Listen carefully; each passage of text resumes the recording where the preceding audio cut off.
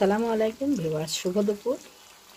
খুব শখ করে ডুবো তেলে বড় মাছ ভাজি করছিলাম।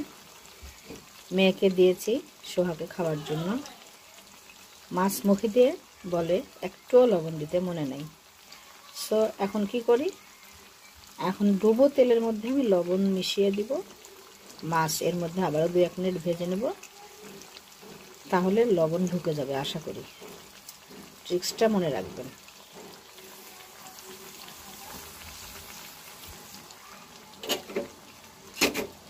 একটু নেড়ে চেড়ে কিছুক্ষণ রেখে দেব।